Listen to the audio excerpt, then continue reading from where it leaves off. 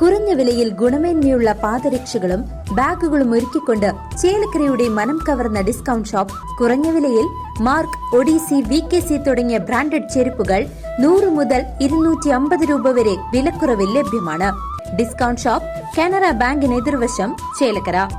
തിരുവല്ലോമല കണിയാർക്കോട് ശ്രീ കരിങ്കുറ്റി അയ്യപ്പ ക്ഷേത്രത്തിൽ ശ്രീമദ് ഭാഗവത സപ്താഹയജ്ഞത്തിന് ഭക്തിയാദരം തുടക്കം.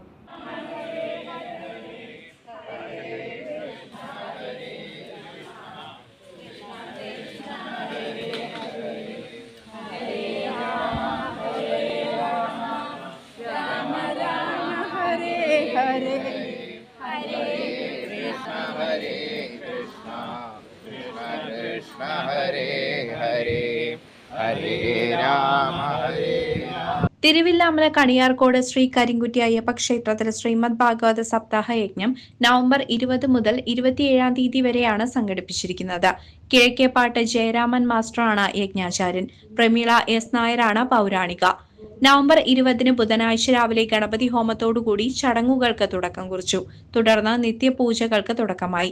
വൈകിട്ട് ആചാര്യനെ യജ്ഞവേദിയിലേക്ക് സ്വീകരിച്ചാനയിക്കുന്ന ചടങ്ങായ ആചാര്യവരണം നടന്നു. കരിങ്കുറ്റി അയ്യപ്പ ക്ഷേത്രം മേൽശാന്തി നാരായണ നമ്പൂതിരി ഭദ്രദീപം തെളിയിച്ചു.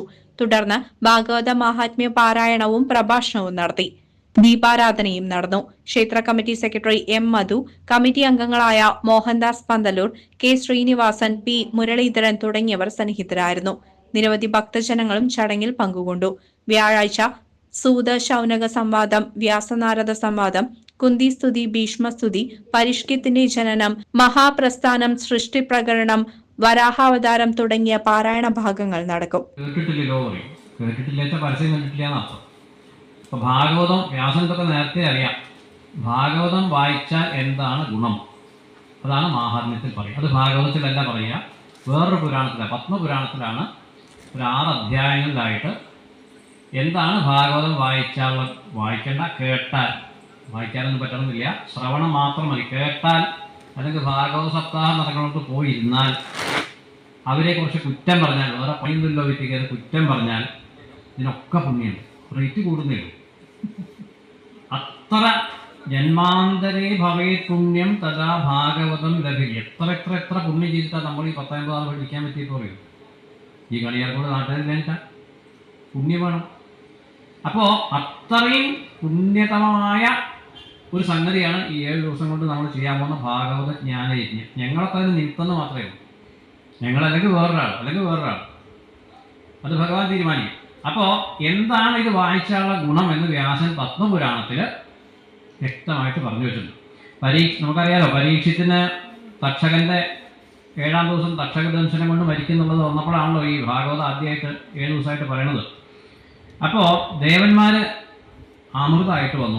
തക്ഷകൻ കഴിച്ചപ്പോൾ അദ്ദേഹം മരിക്കുകയല്ലേ ചെയ്യാം. അമൃതം കഴിച്ചാൽ മരിക്കില്ലല്ലോ. ഞങ്ങൾ അമൃതം കൊടുക്കാം. ആയിക്കോട്ടെ, കൊടുത്തോളൂ. പക്ഷേ അങ്ങോട്ട് കൊടുക്കുമ്പോൾ കച്ചവടമാണല്ലോ, അങ്ങോട്ട് കൊടുത്താൽ അങ്ങോട്ട് കൊടുക്കും. ഞങ്ങൾക്ക് ആ ഭാഗവതം ഒരു തരണം. അയ്യേ ക്വ സുധ ക്വ കഥാലോകെ ക്വ കാച ക്വ മണിർ മഹാന്നാണ്. കാക്കപ്പൊന്നെ എവിടെ, രത്നം എവിടെ കിടക്കുന്നു? നിങ്ങൾ ഈ അമൃതം കൊണ്ടുവന്നൊരു ഭാഗവതം ചോദിക്കാനോ? അമൃതത്തിന് വേണമെങ്കിൽ ഒരാളെ മരിപ്പിക്കാതിരിക്കാനേ പറ്റും. മരിക്കാതിരിക്കുക വലിയ കാര്യമൊന്നുമല്ല. അത് ICU കിടക്കണം ചോദിച്ചു നോക്കണം. മരിക്കാതിരിക്കുക വലിയ കാര്യമോ അല്ല. പക്ഷേ ഒടുക്കത്തെ മരണം മരിക്കണം, ഇനിയെങ്കിലും വരാത്ത വിധം. അതിനെന്തേ പറ്റൂ? ഭാഗവതം പറ്റും. അതിന് അമൃതത്തിന് പറ്റും. CC വിനോസ്, തിരുവില്ലാമല.